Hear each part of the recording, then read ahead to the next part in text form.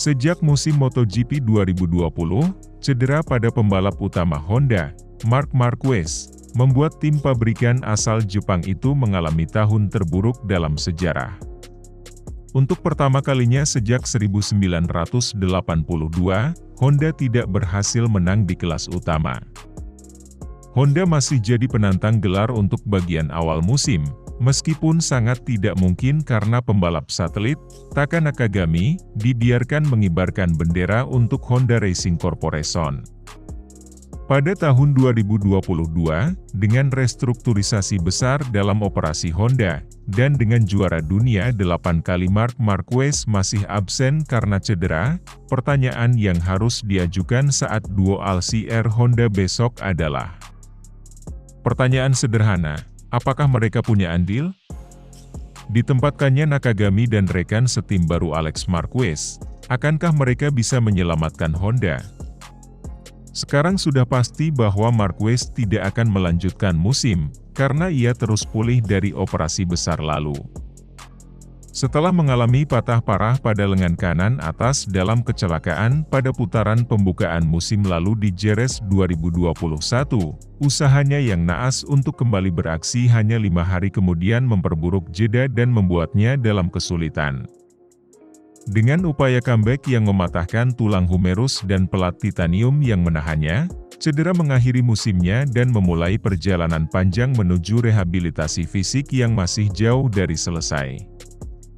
Operasi lain diperlukan setelah musim berakhir, dan itu semakin diperumit oleh infeksi. Hampir 7 bulan sejak jatuh, Marquez baru saja memulai terapi fisik di lengannya. Waktu kembali yang ditargetkan adalah 6 bulan, dari operasi terakhir pada akhir 2020 hingga kembali ke aksi MotoGP, dan garis waktu sejauh ini tampaknya terlalu lama. Di sisi lain garasi Repsol Honda, pendatang baru HRC, Pol Espargaro menjadi salah satu pembalap yang paling terkena dampak virus corona yang mengganggu pengujian motor. Biasanya, ketika seorang pengendara berganti tim pabrikan, mereka mendapatkan banyak kesempatan untuk mempelajari motor baru mereka. Mereka akan mengendarai selama 5 hari di Valencia dan Jerez sebelum akhir tahun selama 6 hari. Lalu 3 hari di Sepang dan 3 hari lagi di Losail sebelum balapan pembuka.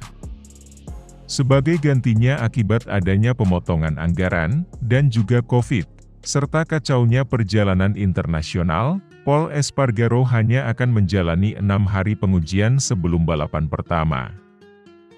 Dia tidak menghadapi tugas termudah di musim debutnya bersama Honda.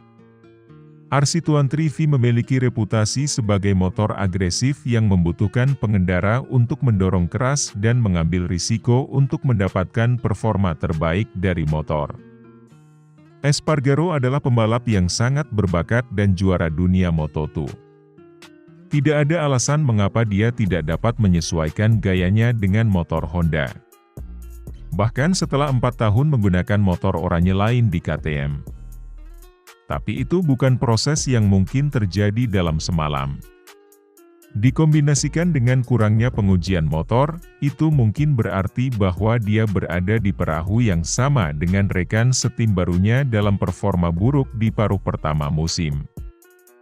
Setidaknya untuk balapan pertama tahun 2021, Alsi-R Honda akan kembali membawa bendera untuk HRC, yang salah satu ridernya berasal dari Jepang, Taki Nakagami. Dia juga akan mendapatkan keuntungan dari absennya Marc Marquez. Sekarang berbaris dengan peralatan baru untuk pertama kalinya. Alih-alih turun tangan dari mantan rekan setimnya Crutchlow, Nakagami memainkan peran kunci dalam mengembangkan motor baru. Faktanya, manajemen Honda telah mengakui bahwa sifat pengembangan mesin telah berubah, karena motor menjadi alat yang lebih ramah pengendara karena pelajaran dari musim mengerikan tahun lalu. Itu akan membantu rekan setim kedua Nakagami, Alex Marquez. Seorang juara dunia terbukti di Moto3 dan Moto2, ia pindah ke Honda akhir untuk musim 2020, menggantikan Jorge Lorenzo setelah pensiun tak terduga. Kemudian begitu saja dipecat oleh tim. Tapi begitu motornya masuk ke jalurnya, dia membuktikan bahwa orang-orang yang ragu itu salah. Motor baru tersebut disambut dengan pujian oleh sebagian besar pengendara Honda di pramusim, karena motor yang lebih condong ke belakang memberikan cengkeraman belakang yang telah hilang selama beberapa waktu lalu. Sementara feeling di ujung depan motor terasa berbeda.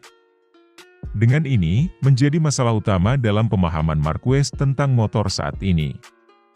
Honda memulai dengan kuat di Qatar, dengan Espargaro finish ketiga setelah berjuang untuk menang. Tapi, selain dari Marquez yang naik ke posisi ke-6 di Austin, hasil yang kuat sulit didapat sejak putaran pembukaan musim. Di Portugal, semua pembalap Honda berjuang untuk kecepatan, dengan Marquez memimpin saudaranya Alex Marquez di urutan ke-6, sementara Espargaro berada di urutan ke-9. Namun, Pol Espargaro mengatakan masalah utama di Portimao adalah kurangnya grip belakang dan sama sekali tidak tahu apa yang menyebabkan hal ini. Kami kehilangan apa yang kami miliki di pramusim. Sulit untuk dipahami karena kami tidak menghentikan motor di tempat yang benar dengan rem belakang. Dan kemudian kami terlalu condong, membuka throttle dan berputar di tepi.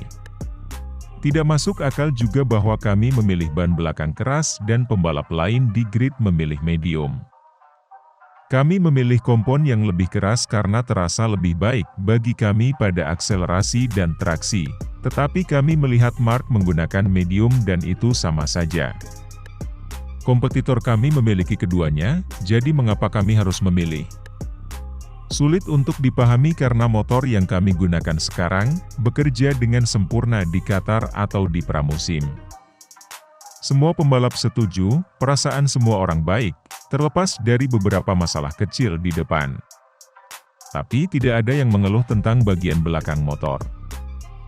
Dan sekarang kami memiliki masalah serius. Kami tidak tahu bagaimana menyelesaikannya. Sekarang saatnya untuk bersatu di pabrik, bekerja dalam satu baris bersama. Ujar Pol Espargaro. Menurut kalian bagaimana nasib tim pabrikan asal Jepang ini? Apakah lebih baik mereka langsung fokus ke putaran musim depan saja, atau tetap berusaha meraih poin demi poin di musim ini? Like jika kalian suka video seperti ini, dan jangan lupa subscribe dan nyalakan lonceng notifikasi. Terima kasih telah menonton video kami dan sampai jumpa di video berikutnya.